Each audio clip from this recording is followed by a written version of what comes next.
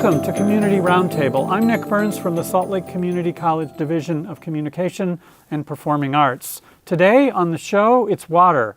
Business and industry need it, plants and animals need it, you need it, but there's only so much water and more people, more and more need. Meanwhile, droughts loom and temperatures are rising. One city in Utah has a plan for water and they're starting a pilot project. So today on Community Roundtable, South Jordan, water, and the future. To begin, we're joined by South Jordan Mayor Dawn Ramsey. Hi. Hi. How you doing? I'm good. How are you? I'm fine, thanks. Good. The mayor's chair for you, because it's kind of new for you? Just finishing up my first year Yeah? as mayor of South Jordan. Yes. Comfortable? Easy? I really love this opportunity. I love this job. I appreciate the chance to do it. It's not always easy. There are challenges. I think that's a given. But I really appreciate the opportunity to represent the people in the city that I love the most. So, And you've lived there a long time, right? about 15 years, yeah. So what about being a woman in politics in Utah? I'm curious.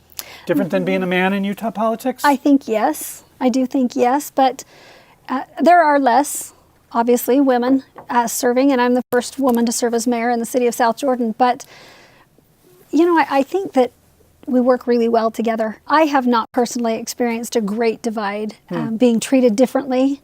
Serving as mayor, I've been very warmly welcomed and treated with great respect. I mean, I think in the West, often the skills that women are socialized with are actually better for politics, right? Women are often socialized to get along, to listen, to be nice. Those go a long way in this arena. Those skills can make a big difference. Yeah. So, thank you. And congratulations. Thank you. How long's your term? You've been for a year, so how much longer? 3 years more. Yeah, it's a 4-year term. Running again? Too soon to tell? Probably too soon to tell, but we've got so many really great things in the works that I think I'd kind of really like to be around to see them all the way through. Okay. So we'll see. All right. So come back and talk about that later. Great. So, water. South Jordan, a lot of growth. Your population's what? Over 70,000 now. It's over 80,000 now. Over 80,000 now. Yes. That's about a 2,000% increase since maybe 1975. And the number really does go up every day, right? So And where are those people going?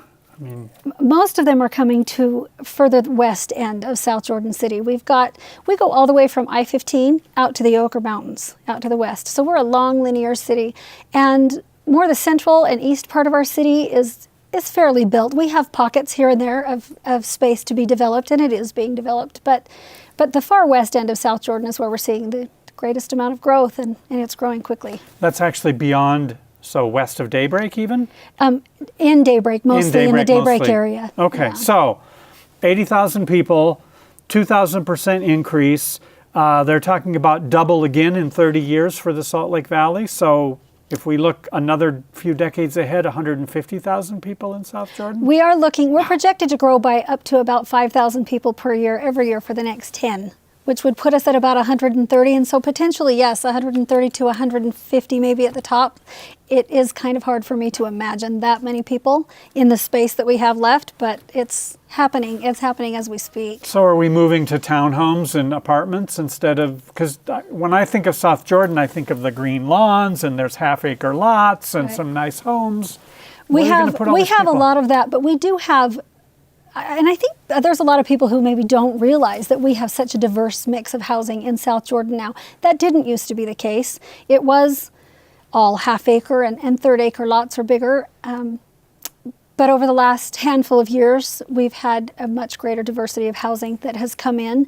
And in order to accommodate everyone and the needs, we have, as our population grows and as it ages, there are less people who only want maybe the great big yard. We've got a lot of people who want to move in to retire in South Jordan, and they want to sell their bigger homes with the bigger lots and move into something that's a little more manageable to take care of.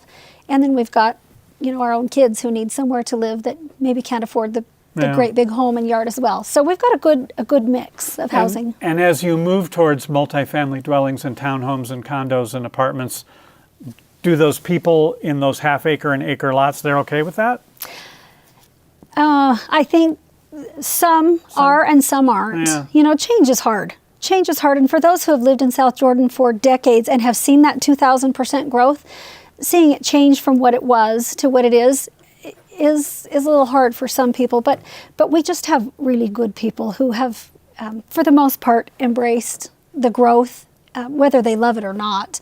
They recognize that it's happening and appreciate that we do have some really great people who are moving in. Well, it's got to be change. I mean, nothing's going to sit still. That's right. But so okay, let's 80,000 people. Everybody's got toilets. Everybody needs a shower. You've got hair salons, restaurants, houses, some still with large lawns and whatnot. Where do you get the water now? We pay for 100% of our water right now from South Jordan City. We buy our water. We get it through Jordan Valley Water, and about 80% of it comes from the Provo River system, and then 20% of it comes from wells around Salt Lake County. But right now we don't have a source for our own water. We have to purchase all of our water.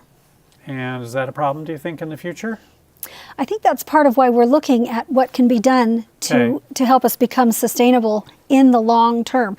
Water, of course, we hope there will always be snow and rain, but water is a finite commodity. It's not always guaranteed that we're going to have enough. And as this valley continues to grow by so many people, making sure that our water needs are met is critical. And there are a lot of organizations around the state that are working on that, but we are taking it very seriously in South Jordan City. I mean, do you want to brag? You guys out a little ahead on this? We'd like to hope that we are. It matters a lot to everyone. It's going to matter to everyone in the state, and I think it already does. But there are things that we would like to explore and that we're going to get started on, hoping that we can help benefit the entire state in the future. I mean, people talk about water here, but sometimes I don't see a whole lot of change. But this pilot project that you're talking about, actually reusing water, like the space station really, is a big deal. I mean, it's huge. It is a big deal, and it's something that is taking place in other parts of the country. We've got San Diego, we've got areas of Texas and Florida, Washington, D.C. We've got other places where this is already happening, and it's proving to be a very effective way to have enough water. And it's not something that's been done in this way here in Utah, but it's a form that is cost effective and might take a little bit of public relations, might take a little bit of good explanation, because at first glance, it's enough to even make me go, oh, I don't know how I feel about that, but it is important. Yeah, well, we can talk about this more. You already have gray water, secondary water. You're already doing that, which is, I know San Diego was ahead of the game in terms of, you don't need to treat all the water for drinking if it's clean enough for your yard or for your washing machine, okay. Right.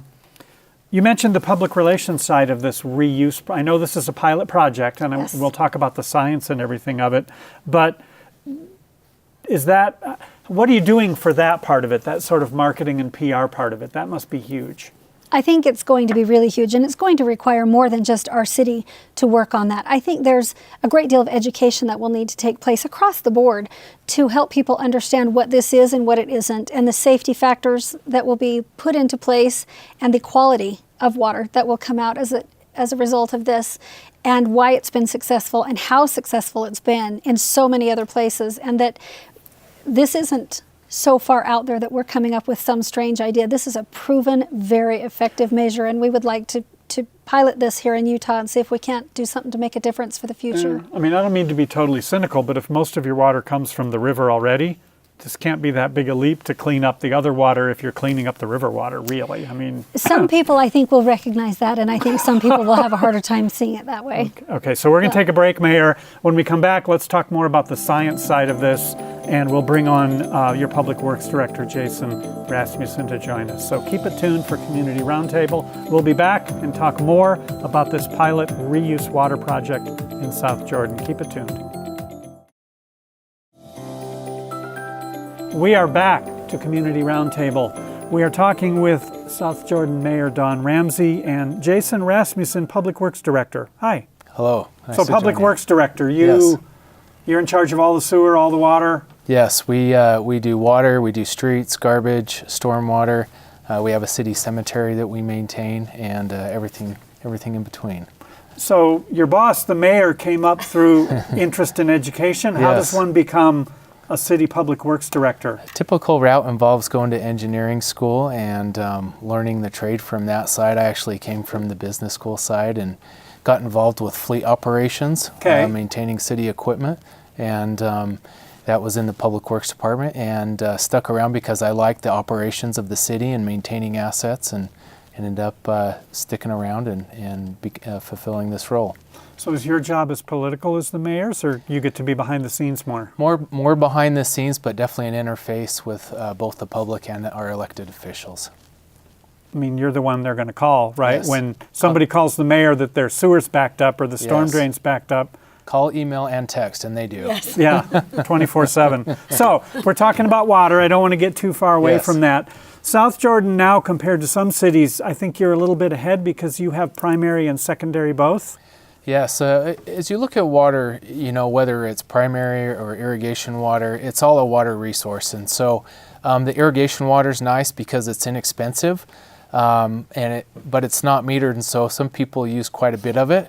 And so we're working towards the end of metering that, but it is a good source to have for irrigation water. We're not treating water to drinking water standards. It's just good irrigation water that we can put on lawns. And is any of that reused from anywhere, or it just comes from the Provo River untreated? It comes from Provo River, Utah Lake system, completely untreated. So what you see in Utah Lake in the Jordan River is what you get in those irrigation deliveries. Any health issues when the lake is all full of that algae blooms and whatnot? Yeah, the irrigation water to start with isn't safe for human consumption. When the algal blooms start, it has the potential for having a more acute health effects, and so that's something that we've watched. And a few years ago, when there was the outbreak, we actually had to shut off our irrigation system for a week just to make sure it was going to be safe. And it's a new problem, so everyone at the state and the local level wasn't sure what to do.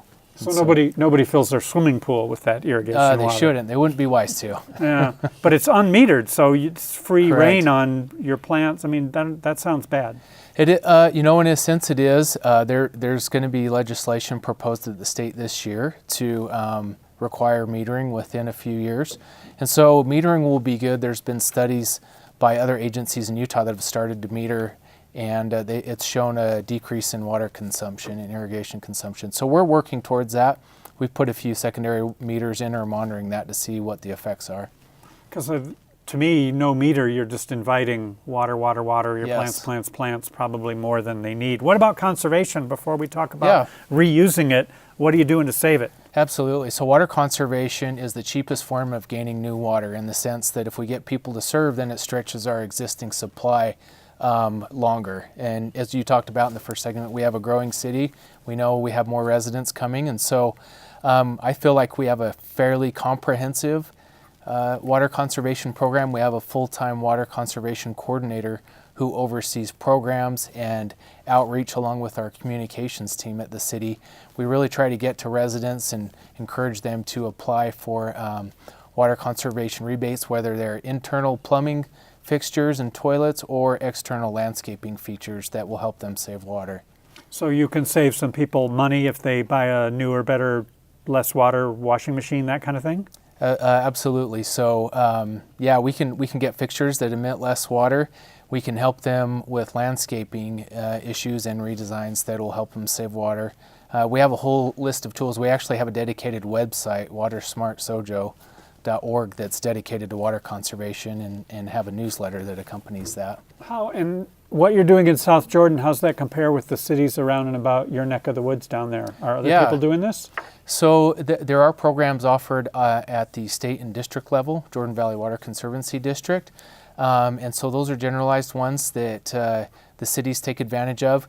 We really like the idea of having a dedicated water conservation coordinator, because he can go out and maybe someone's interested in swapping out a toilet, but we can talk to them about our leaks detection program, or signing up to look at their usage online, or getting a water audit on their landscaping. And so we can sell them, in a sense, a whole host of water conservation tools. I mean, it's not all that different than the gas company will come and see if your water heater's insulated and Right. if you're wasting a bunch of gas heating your house, right? Right, absolutely. So it sounds like you're doing conservation on that gray water irrigation side, but on the primary, treated culinary water, both. Drinking, both of them, both, absolutely. Cool. So, nonetheless, 5,000 new people a year, Yes. 50, 60,000 more people in another generation.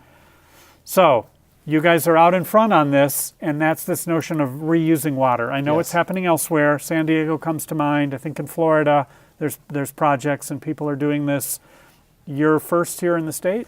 Yes, we've seen what's going on in the other parts of the country, and Texas, El Paso, Texas will probably be the first one where they do direct potable use, which is taking the water from the wastewater treatment plant, applying advanced water treatment technologies, and then putting it directly back into the water system. And so we've seen the successes that other cities have had.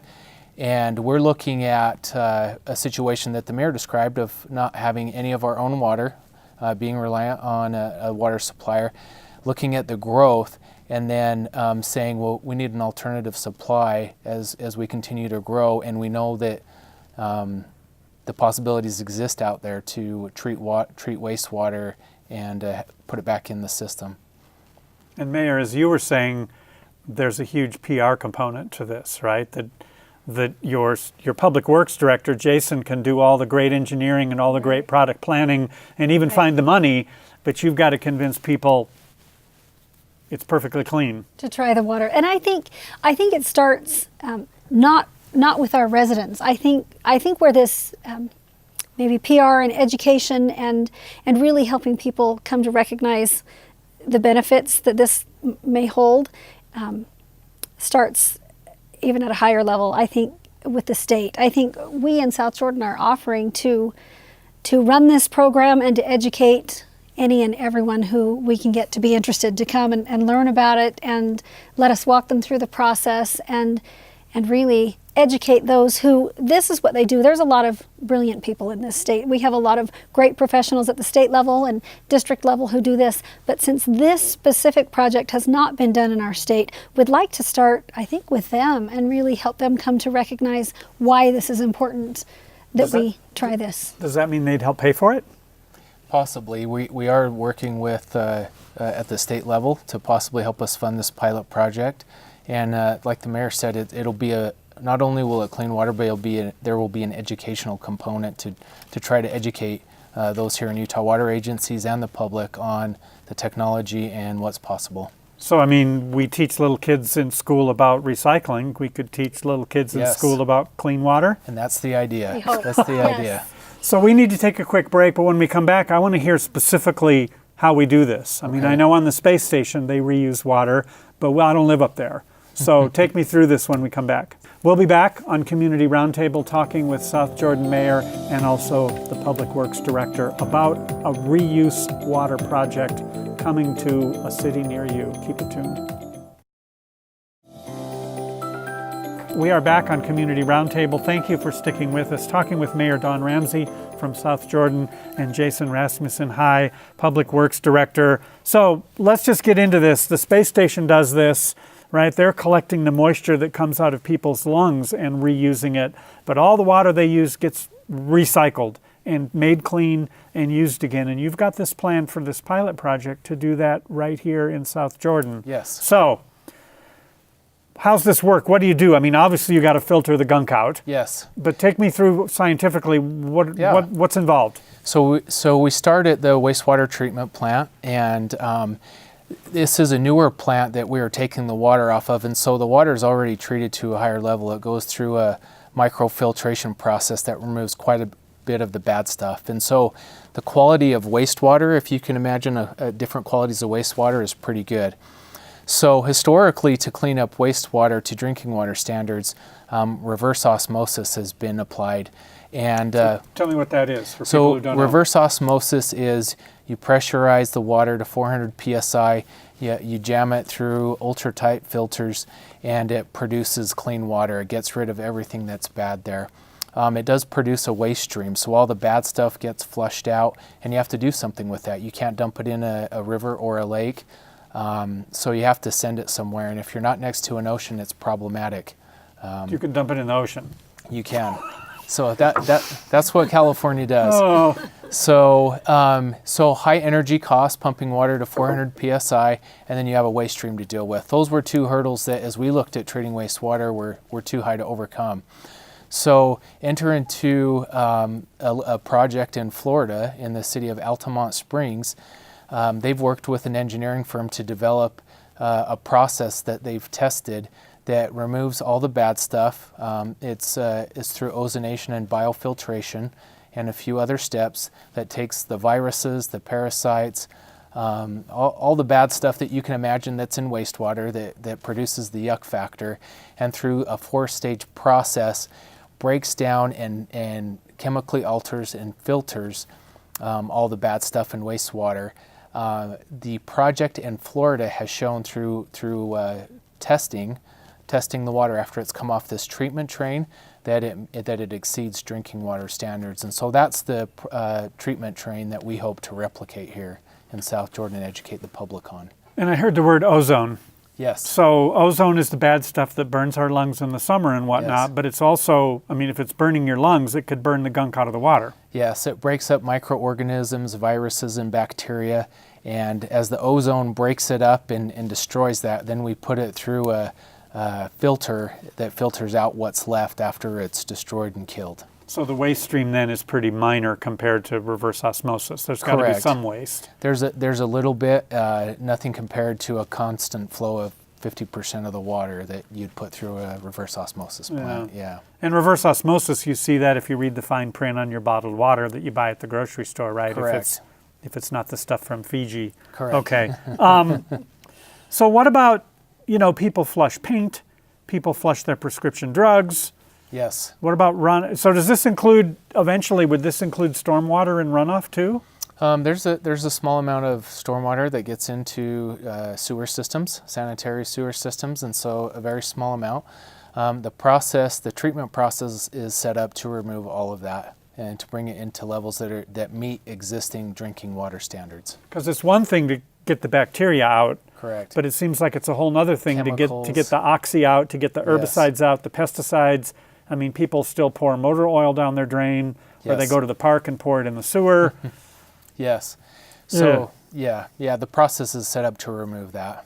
So in the long run, if this is successful, would this become all your water, or you'd still keep the secondary system and expand that for irrigation? We keep our existing sources, but Okay. we look at it we really look at it as a way to provide our all the growth that's going to come with additional water and having some control over the water and the costs and that. You look at projects statewide that are going out far away. For example, Salt Lake County, they're looking at developing Bear River water, importing it hundreds of miles. And if we have this water resource that we can treat and clean and put in the system and put that off as long as possible, that's a benefit for the community and for everyone. So like maybe not build a great big pipeline? Potentially. That's a different show. We'll talk about Yes. that another day, but that's got to be of interest to many people. It could Right. be, yeah. So water, finite resource, how to make it clean enough, and if it's not clean enough, can you spray it on your yard, that kind of thing. Sure. Okay, so what are we talking cost, and who's paying for this pilot? Yeah, so we're reaching out at both the federal and the state level Okay. to get some grants to fund the majority of this project. There are grants on federal level for water reuse projects, and we've engaged in a consultant that's looking at that for us and helping us figure that out. And then Mayor Ramsey's been involved at the state level and looking at and securing some additional funds at that level to help us out with the project. So Mayor, do you think, you had mentioned this earlier, the state could be interested in this? I mean, water's going to be tight everywhere pretty soon. We hope they will be. We really do hope that as our legislators have the opportunity to learn more about what this program is and what we are trying to do and what we're offering to do, that they will recognize the potential value that this holds, and hopefully we'll be able to get people on board to see that this isn't just for South Jordan. This really can make a big difference for all of us across the state, and we hope long term that's what this will do. Well, it seems kind of inevitable, right, that something's going to have to be done because there's Right. going to be more people and there ain't more water. Right. And there probably is going to be less water.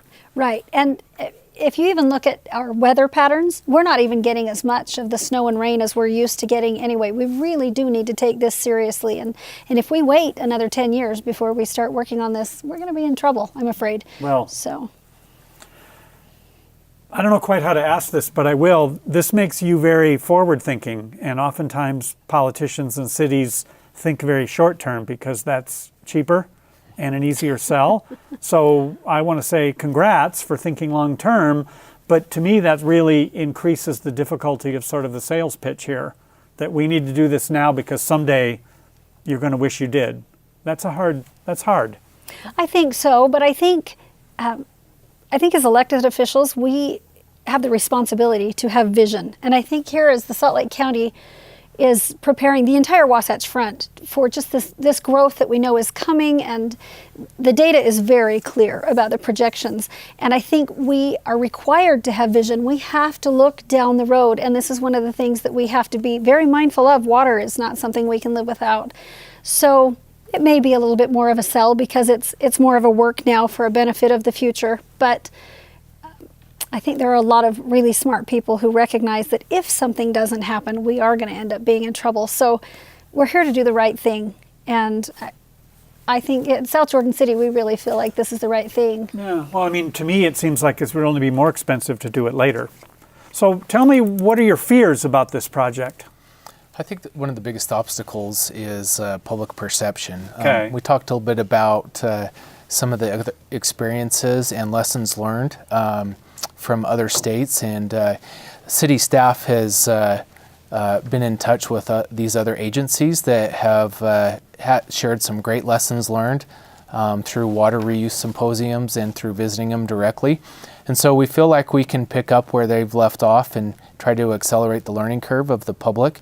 So that's one of the biggest ones. And then the second one is the upfront funding for getting the project going and getting partners on board and getting full steam ahead with the project. So what's the time frame real quickly? So we're currently in the design of it. The city's fronting the cost for the design of the water treatment plant. We're looking at getting funding in 2019 to construct the water treatment facility, the pilot project, and then we hope to have this online by 2020. Super. So Mayor, almost out of time. I'll give the last little time to you. What do you think going forward with this? I think it's important. I think I'm very proud to come from a city that really is concerned about the big picture. We have an outstanding staff, and they do an excellent job of trying to be very mindful. I think as a council and as a staff, we really want to do what's best for our residents, but we recognize that this project is not just a good potential outcome for the city of South Jordan, but for the entire state of Utah. And we are excited at the possibility of having this really work out. We're confident that it will, and looking forward to putting in the work and doing the heavy lifting, if you will, on this. We've got great people who, as you can tell, are very knowledgeable and ready to do it. So come back and we'll talk about it when it's up and running. You can Great. bring a glass of water. That sounds Great. good, I will. Super. Mayor, thank you. Thanks And so much. Jason, thank you very Thank much. you, Nick. Thank you for joining us on Community Roundtable. If you've got questions, ideas, you want to find out more about Salt Lake Community College, whether it's the academic side, community programs, student resources, campus events, it's all at slcc.edu. slcc.edu. I'm Nick Burns. We'll see you next time on Community Roundtable.